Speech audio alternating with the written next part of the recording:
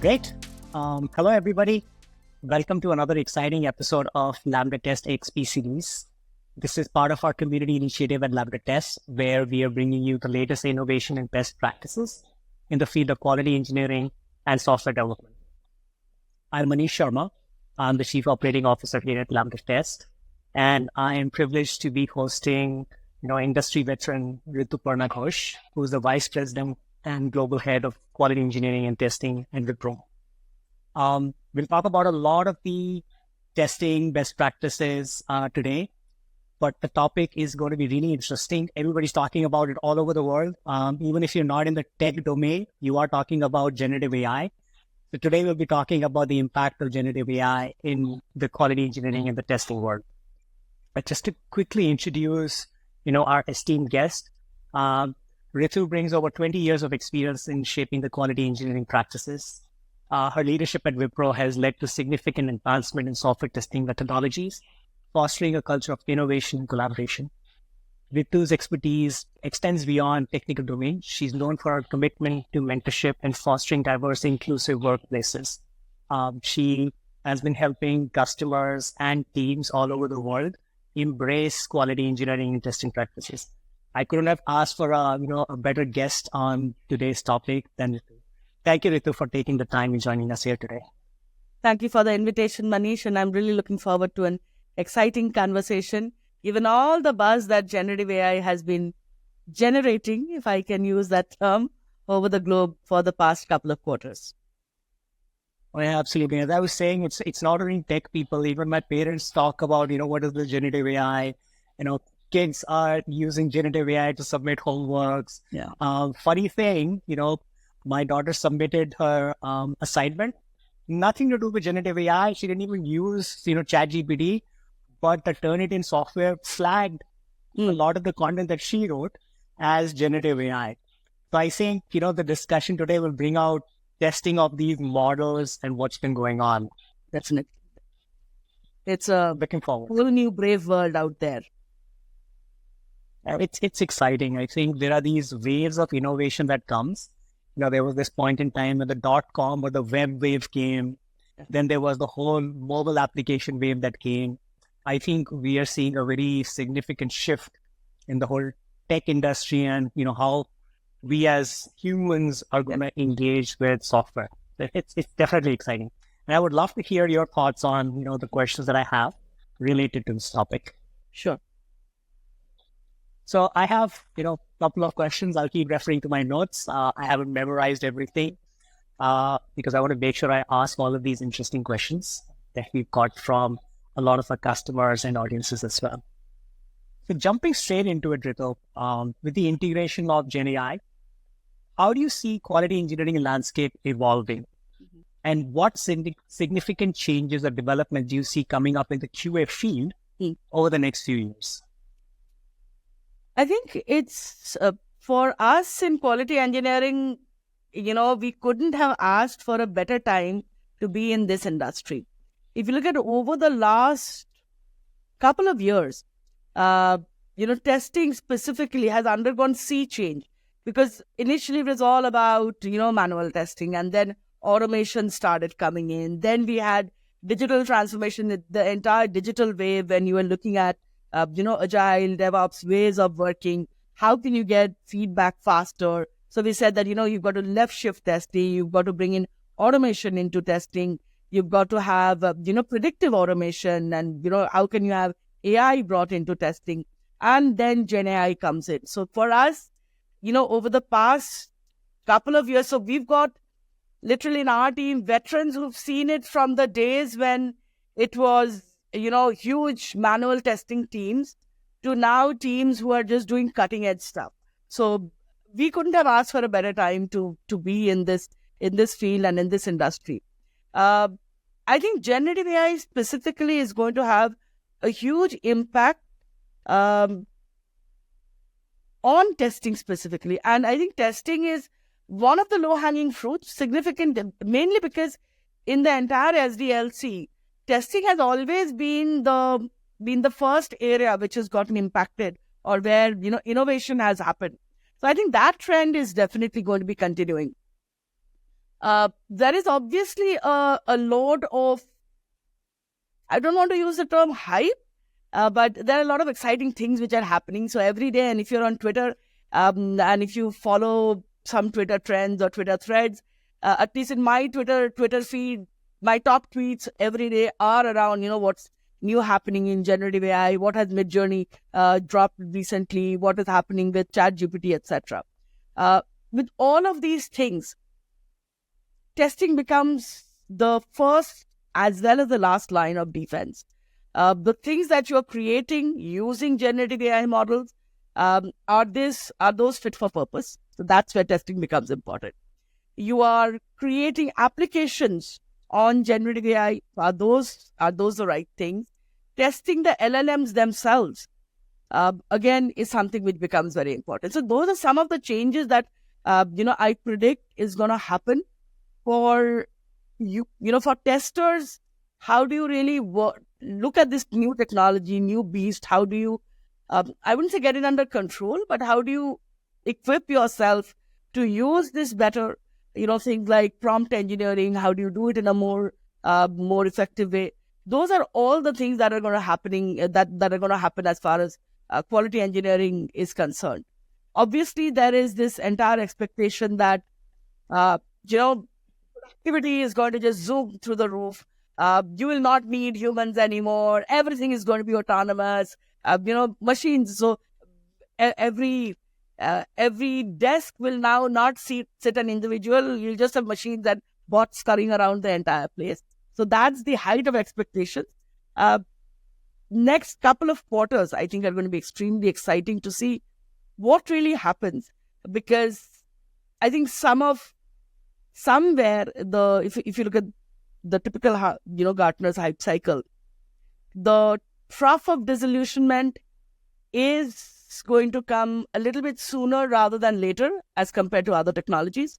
But then once some of the glitches get sorted out, that's when the real fun will begin in terms of how do you really master this to ensure that you're able to get the maximum benefit out of it, use it along with the human that you have, and really make sure that you have output which is fit for purpose, output which allows you to save time, allows you to become productive in ways that you possibly hadn't even thought about earlier.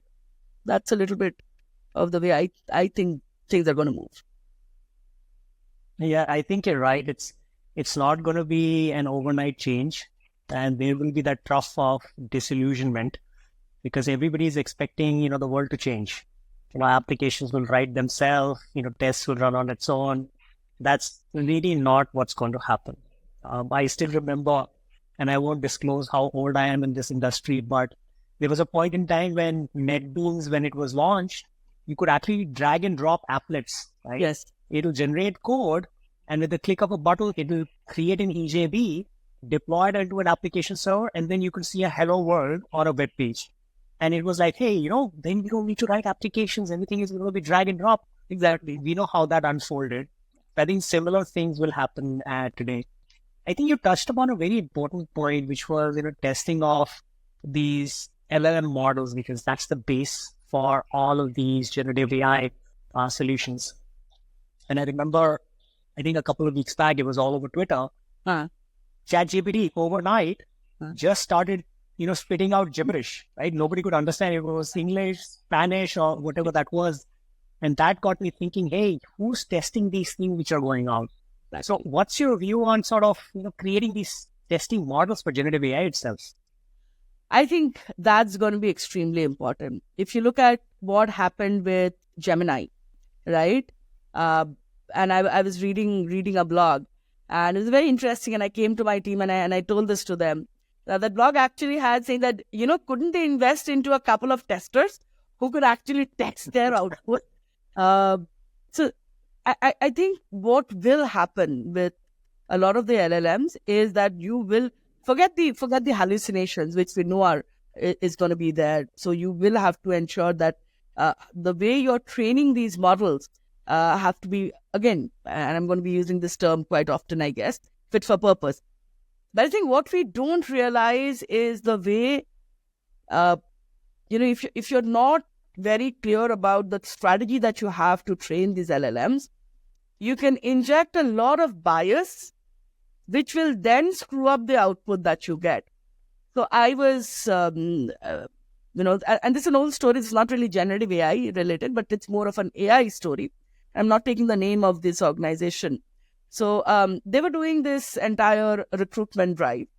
And what they saw that, and they used that past data to train their model. And because they had, till that time, only got profiles from men, and that to white men, their model got trained to actually reject a lot of profiles that did not fit their criteria.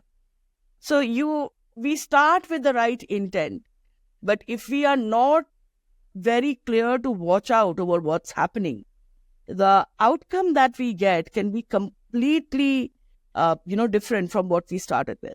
And I was discussing this with my team earlier this week, that especially if you look at STEM, right, the kind of disparity that exists in terms of the gender diversity, it's not a secret that women in STEM are not a common sight as yet. Of course, it's a lot more common than it was when I guess you and I started our careers, but there is still a divide.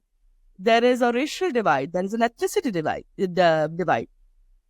When you train your model, all of those biases will get in. You can actually get into a model of garbage in, garbage out. So how do you ensure that the way you're training your model, you have the right people who are training your model, and B, the output which is coming out, you have to have somebody who's looking at the output and say, hey, you know what, this makes sense or doesn't make sense. Again, for us as quality engineers, it's great because I think we will always have a lot of things to do. And the way I look at it is, assurance is a term which is very closely aligned with quality engineering. We are the first and last line of defense for the customer to ensure that he doesn't get a call in the middle of the night saying, hey, you know what, P1, your product has crashed, or, it is like ChatGPT throwing up all kinds of gibberish, etc. So testers are definitely going to become very, very important.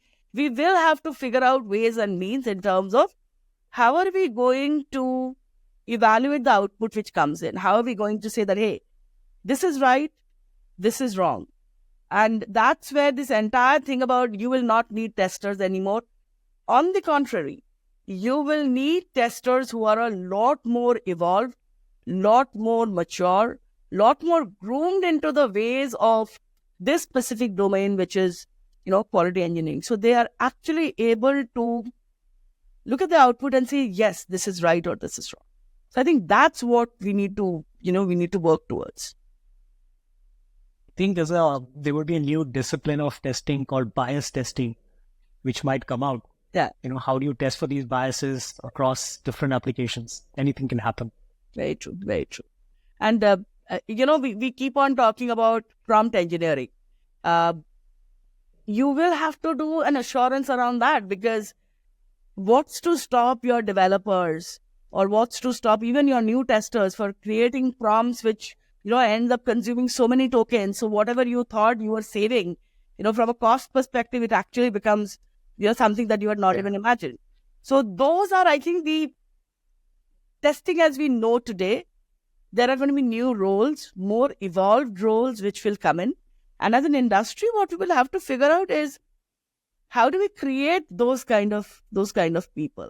How do we create those mature individuals who are able to, from day one, look at the output? Because the output which is coming out, the model is getting itself trained on industry data, right? So I have to have somebody who is mature enough to look at that output and say, hey, makes sense or doesn't make sense. It's almost as if, when I was in school, I first learned ABCD, I then learned how to construct words, then how to construct sentences, and then create an essay. And, if I had stuck to writing, maybe I would have created a novel, written a novel. But now I I'm going to be in a scenario tomorrow where I don't have that initial grounding. Somebody throws a novel at me and say, hey, tell us, is this good quality or bad quality? So how do I get myself the initial training which I had in school? In the absence of that school, how do I get at that level? So how do we train the tester of tomorrow? Because the industry, we are all saying no more manual testing, but manual testing in its way, it was very useful because it gave people that scope to learn, right? Even if we say that, do more of exploratory testing or A/B testing, only that's going to be manual. Everything else is going to be automated. But still, you write automation frameworks, teams are still able to, get themselves trained on that. But if I remove all of that and say, your tool is going to give you everything. You just say, is it fit for purpose? Is it not? Is it right? Is it not? Does it cover all the scenarios that it should have, or has it not covered? If you use this output, are you having 100% coverage or are you not having 100% coverage? And I, who don't even know ABCD, are supposed to, make those decisions now. Interesting. So that's, I think, the challenge that will appears.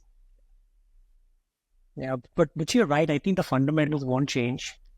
Understanding and upskilling on top of technology will be the most important thing for testers. Yes, definitely. I think if I go back a little bit, before GenAI itself, we've always studied in software engineering that unit test is the most basic and most important thing that everybody has to do.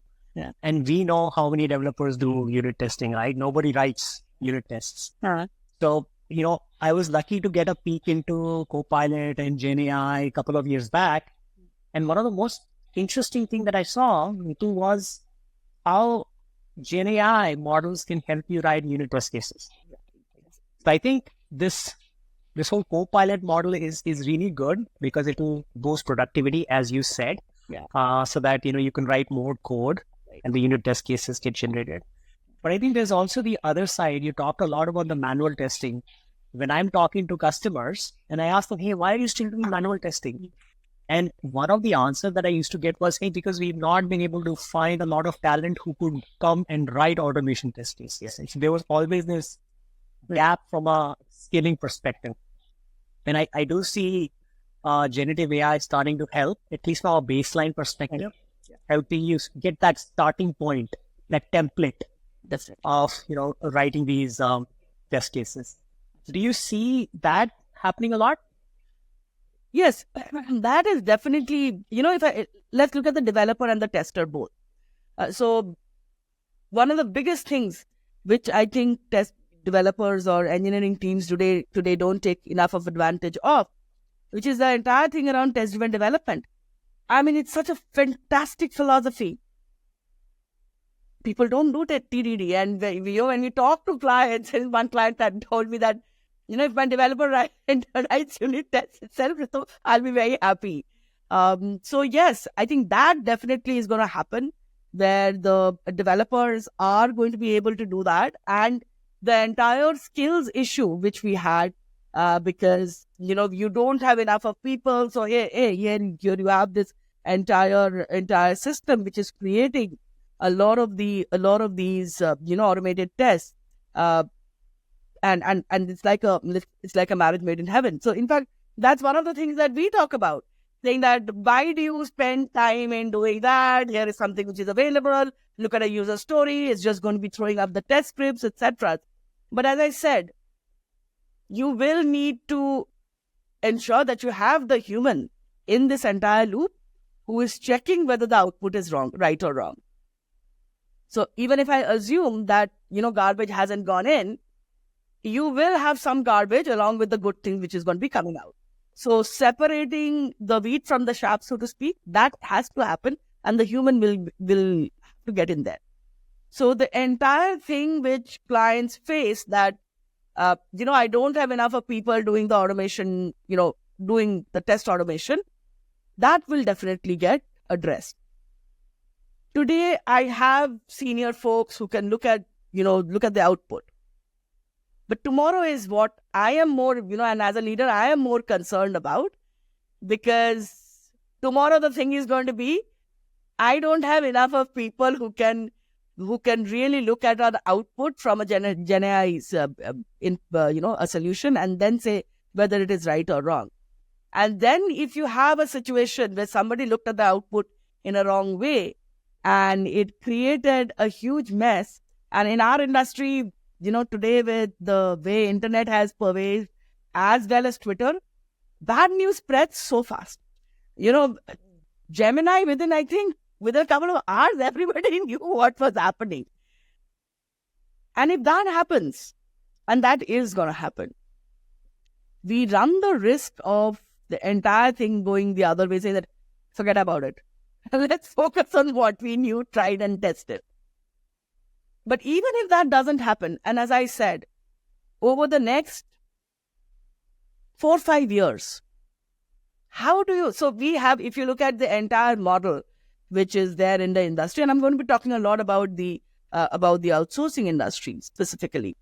The model that we have of talent is we take talent from the colleges, we train the talent over a period of time, and in the next 2 to 3 years, they really become mature individuals who end up adding significant amount of value to the entire process. Because obviously in the first year of their coming out, they're going to be still in the learning phase.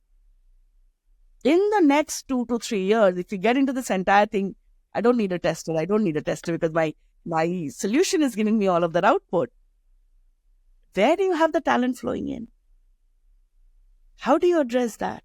And this is going to be having, I think, a multifold impact on the global IT industry as well, because globally, there is a lot of talent which, goes from India. Plus, even, in their colleges, in their universities, when they also have this, people from colleges coming into work, it's going to be the same challenge which they'll face as well. Something which, as industry leaders, all of us seriously need to think about in terms of how are we going to be addressing this, not only in terms of testing, even if you look at development, right? Great. A good developer tomorrow becomes a great architect, right? Because you do not become an architect who can design, let's say, a banking platform on day one. You learn, you do things on your own, you learn, you see how things work, and then you enhance yourself. How are you going to get those great architects of tomorrow?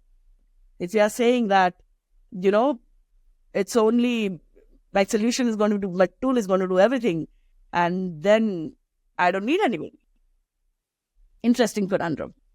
In fact, one of the things which I think organizations need to also think through on this, and as organizations, I mean the business organizations or the customers that we cater to, there is going to be, and that's something which we see today, whether it be a developer or whether it be a tester, there is a huge amount of cognitive load that's on these guys.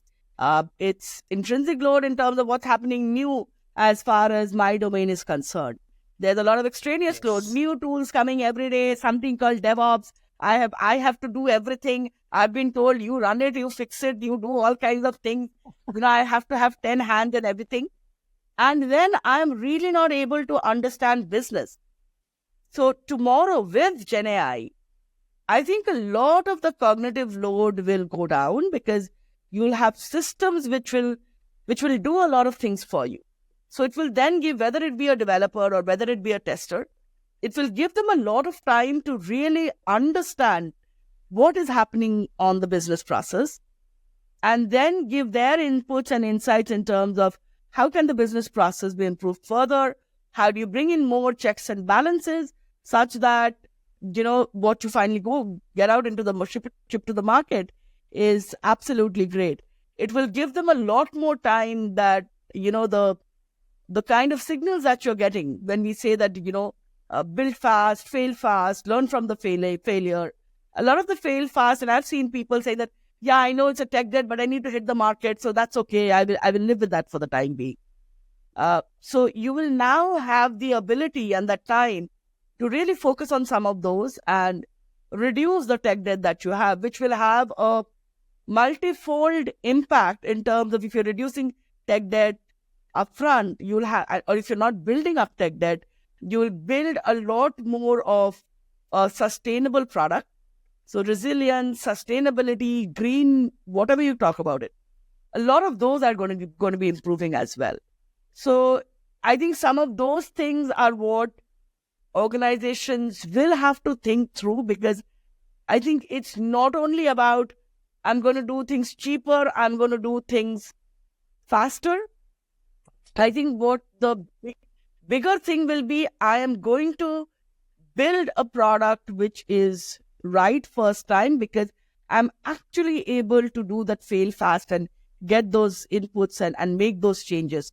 So yes, I can possibly do it a little bit faster, not a little bit, a significant amount faster, but it may or may not be cheaper from that perspective. But can I hit the time? Can I improve on my time to market? Can I ship into production earlier than what I was doing yesterday? Definitely. That's definitely going to happen. Yeah, those changes are happening. And I think you're in a very unique vantage position, talking to customers across industries, across geographies. Would love to hear what are the real life examples in the quality world that customers are starting to experiment with.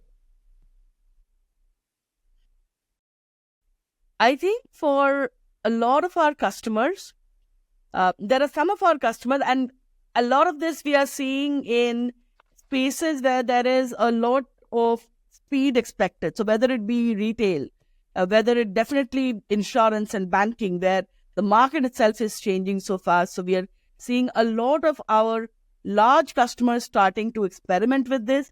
Very interestingly, we are seeing a lot of our healthcare customers experiment with this. So whether it be, having their own version of, an OpenAI or ChatGPT, etc., or, building their own LLM, training it. So there are different kinds of experiments which customers are doing. In the testing space, we are now working with a whole host of customers globally. I mean, in Australia, in Europe, in the US, and the biggest thing which we are able to demonstrate to them, that the entire thing, that whether it be around a web application or whether it be even around 𝐸𝐭𝐻 products, there are multiple use cases that we look at. Of course, test data management, test data generation is one of the most common use cases. The second use case, which is my personal favorite use case, is in terms of, if you look at your user stories, how can you really have your test cases designed them and, get into and use that to test your user stories and see whether things are making sense or not. So I'll give you one example. This is a client in the West Coast that we were working with. And one of the most common things which clients say is that, show us that it works. So we took this particular user story. It was a 𝐸𝐻 product. I think it was for an Oracle implementation which was happening, and it was there was pure application testing. So we're testing the application, and we took that particular product and we generated around 150 test cases, and this took about an hour and a half to do. And then we went back to the customer and we said that before we tell you what happened, how long did it take your tester to actually do it?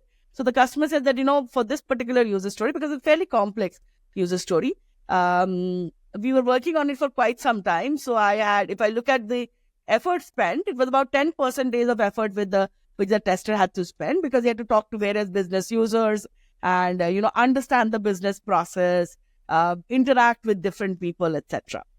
And then we went and said, hey, you know what? We took 1.5 hours. We got out the same output that you did. So those are the things which are exciting customers a lot. Of course, the things which customers are bothered about is in terms of, what happens to security? Is this, who will do the training? So a lot of things, especially with testing, given the amount of data that exists, our philosophy is that you really don't need to train an LLM for your testing needs specifically. You can look at whatever is available in, whatever are the LLMs which are there in the market and build on top of that. But yeah, that is the security, integrating that. Those are the kind of, challenges which the customers are thinking through. But everybody is very excited in terms of how do you integrate this? How do you really look at it? whether it be from a development perspective, whether it be from a testing perspective. Tell us about the use cases that you are working with.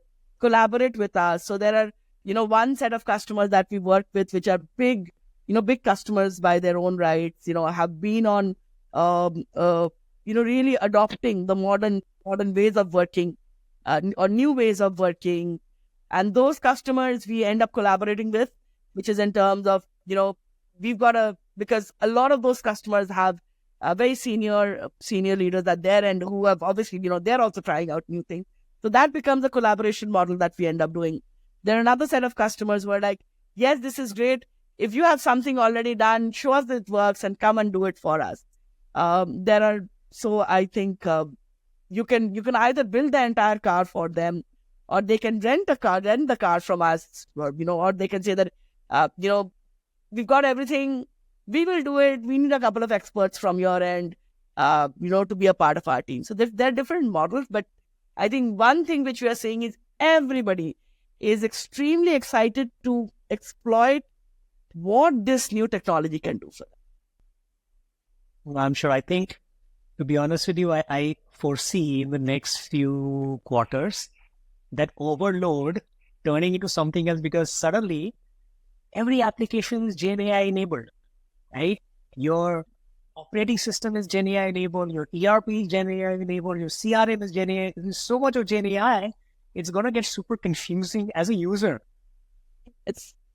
I don't know what's going to get tested here, by the way.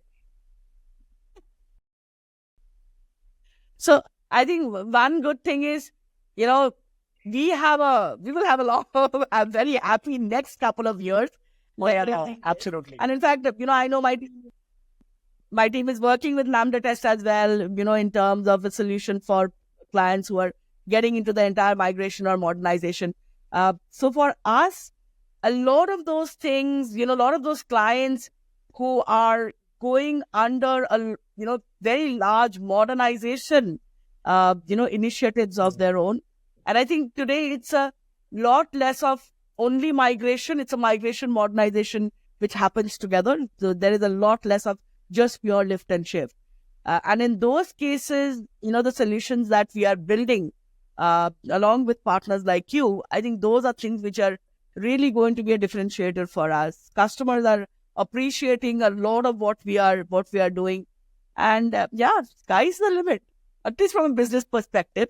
I'm gonna have your, borrow your optimism, Manish, that things will not be as what I'm presuming. There are going to be new roles which will get created.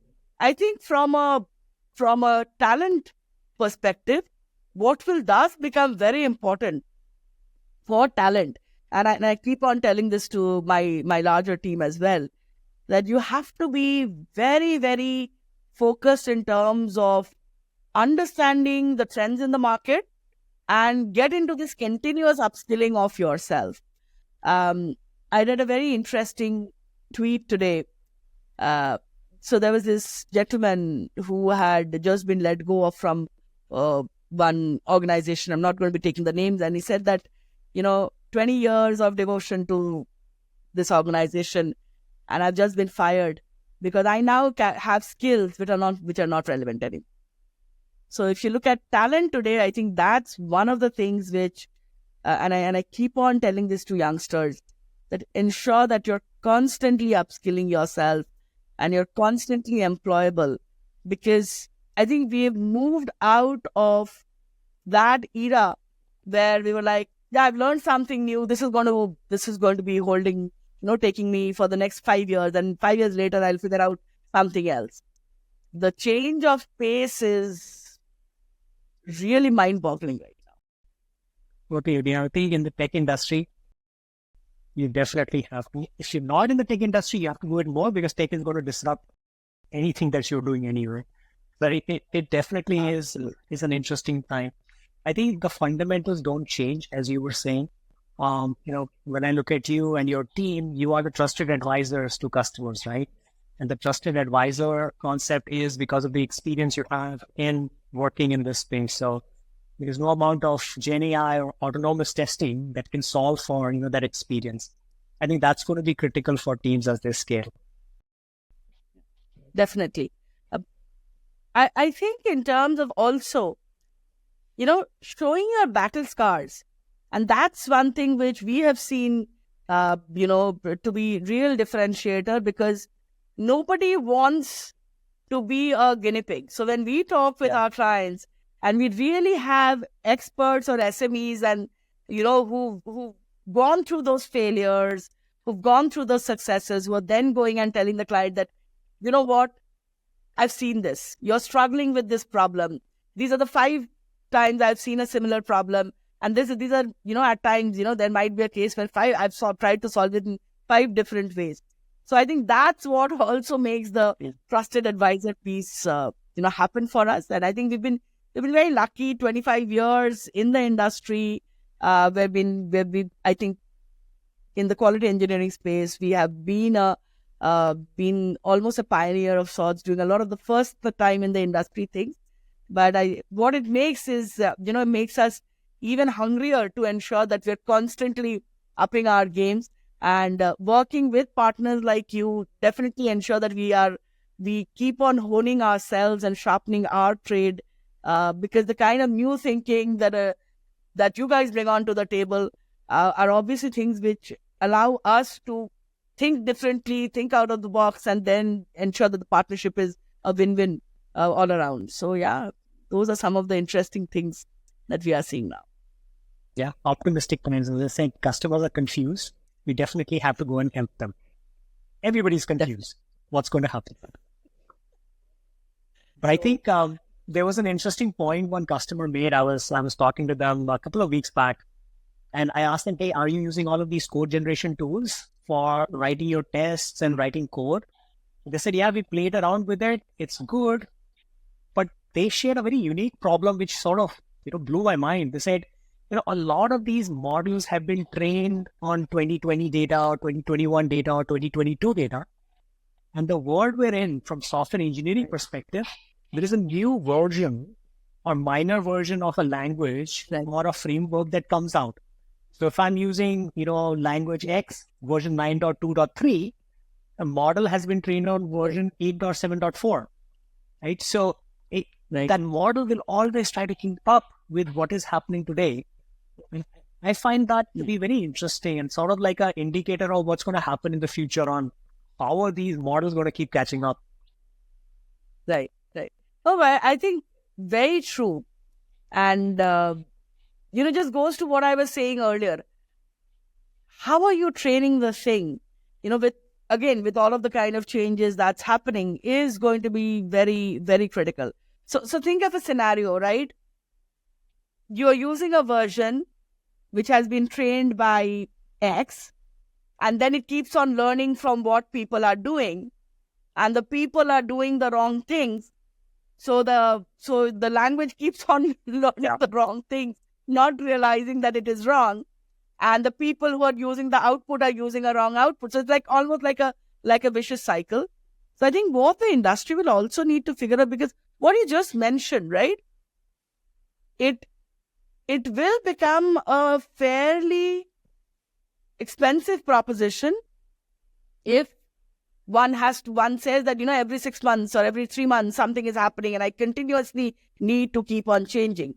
Hence, it is, and I realize what you said, that you will not get into a situation where the language or the bot or the tool takes care of everything. While everybody wants to believe that, everything will be autonomous, but you will have to have the human at the center, right? And I think we will have to figure out how that human is at the top of his or her game. So cost, the quality of my output, the speed at which I am getting all of this, and then the value that I'm getting at the intersection of all of these three. The ideal thing is if the value is great, which means my return on investment is fantastic. That's the sweet spot.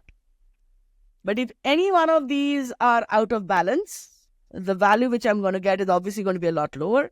And then I'll have to look and see that what is the ROI that I'm getting And thus, does it make sense to even go down this path in a very, very aggressive manner?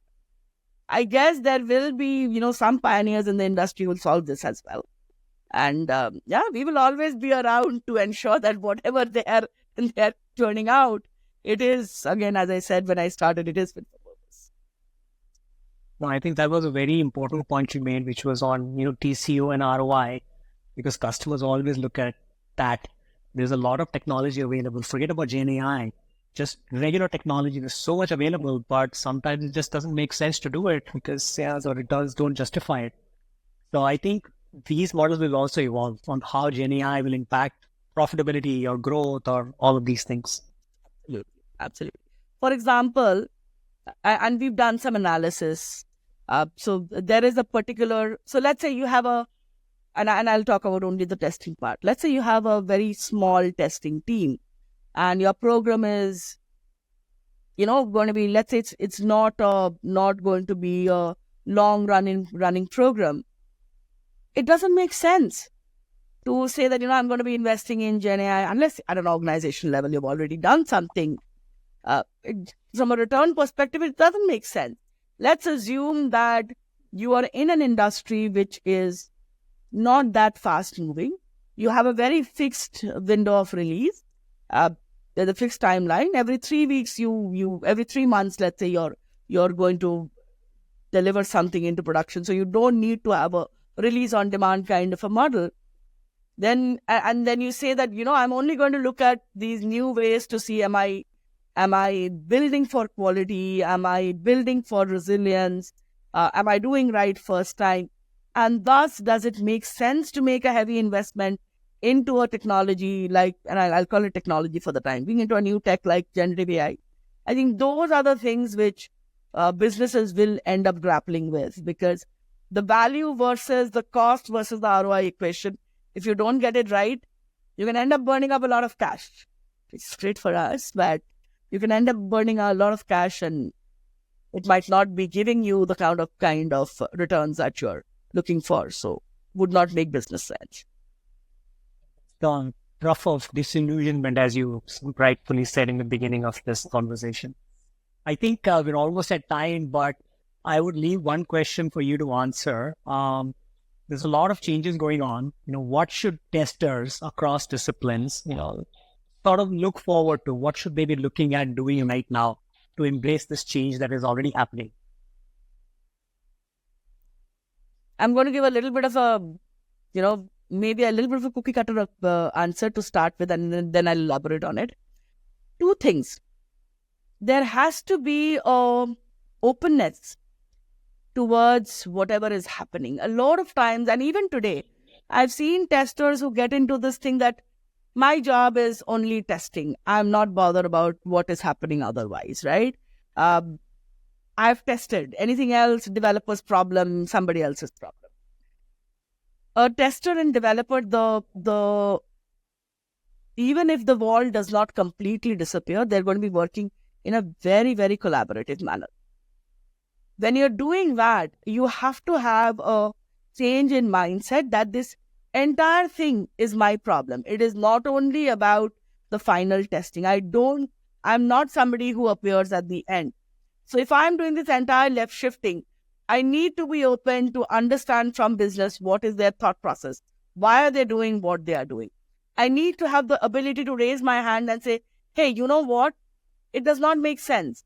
I need to have the ability to think of, okay, functionally, if this is what you're looking for, but non-functionally, what does it mean? What are your from all of your lities, from a scalability, from a usability, from a, test performability, all of those things.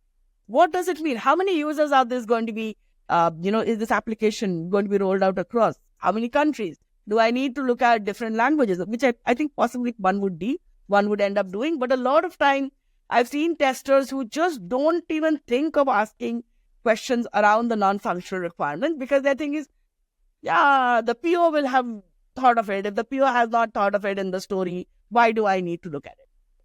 So those are the things, those are the changes in the mindset which the tester of tomorrow has to do. He has to be able to raise his hands and say, this is my perspective, right? look at security. Today, testers don't look at security. So there is some security expert. He is going to come and do something. And then again, the developers will figure out if they have to change their code. It's not that. You're a part of the, you're an extended arm of the business. You have to think through that if the business wants to hit a particular date for their product as far as time to market is concerned. And if you know that these things are things which can be a difference between make or break, you have to tell all of that to your developer. You have to tell that to your PO. I'll give a simple example. We worked with this particular client who was developing a new POS application. Their old application was good, but they wanted to move to a new technology, etc. It was about almost a 1.5-year development cycle, following Agile, everything happening textbook, right? They had not looked at any of the NFRs. When they rolled, and they had done interim releases, so everything was working perfect. When they rolled it out across their multiple warehouses, within 5 minutes, it crashed. And I was like, how is this possible? How is it that nobody looked at, you looked at your NFRs in terms of the things which we consider so basic? How is it the developer missed it? How is it that even a tester missed it? Those are the kind of change in mindset that one has to look at. And then with all of this, which I just talked about, the tester of today has to have along with it what I like to call the growth mindset, which is how do I constantly ensure that I'm not boxed into my current role, but I'm understanding even if I'm not learning. Because as you rightly said, Manish, the role will morph into something else. If I'm not readying myself for it, when the role morphs, I will find that I knew what I knew. I don't know what's next. So, that famous quote, what got you here will not get you there, will become very, very true. So that's what the tester of today will have to figure out. Of course, in the testing area itself, all of it is not going to get disrupted. But if one thinks that I'm going to look at only this, right? We end up talking about the entire I to T, the T-shaped developer or the T-shaped tester. All of that is going to become even more critical in today's age. So I think that's what the tester of today, tomorrow has to think about. This I can talk almost, the entire day around. This is a topic which is very, very close to my heart because I don't think people get enough of that mentoring, especially testers who are just entering the workspace. Unfortunately, with COVID happening, a lot of them possibly have always worked from home. They have not had the opportunity to learn from others, to learn from, their seniors. Those are the things which people, whether it's a developer or it's a tester, they need to look out for those kind of things because it is very easy to get completely disrupted.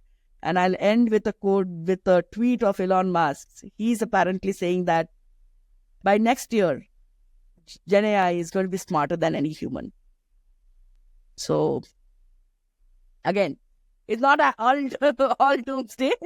But I am not too optimistic about that, by the way. I don't think that is possible. I don't think so. Because I think empathy is something which is obviously extremely critical. And, if you read Simon Sinek, he has a very, very interesting perspective about, the new generation, the XYZ, whatever they're called, yep, and how they require more mentoring, etc. And if I look at the new testers, that's something which is even more critical for them because I don't think they are having the great thing that we had when we started our careers, which was learning from others, really becoming a part of a community, becoming a part of a tribe, somebody whom you see every day. You go to coffee with, you stand next to the water cooler and say, hey, you know what? I've got this problem. Can you tell me how I can solve it? So that's another thing which I think, the tester of today has to be aware of. What they decide to do, people will figure out new ways of doing it. But they have to be aware that these are the things which are going to be extremely important and critical. And I think all of this, if I encapsulate it, it's all about having that growth mindset. Today is a time when it's really, really important that you don't get stymied within your own box, and you really start looking and exploring different things. GenAI will be an enabler in all of this to learn a lot more. Yeah. With that, thank you very much, Ritu, for sharing your experiences and insights. Truly appreciate you taking time out during, the weekday. Thank you so much. Thanks, Manish, and thanks to your entire team. I do hope, your bigger team finds this useful, and I look forward to working more closely with you guys in the coming few months. Thank you. I think our community always loves to hear from experiences, so I'm sure they will appreciate it. Thank you, everybody, for joining us here today, and looking forward to having you next time around as well. Thank you. Thank you.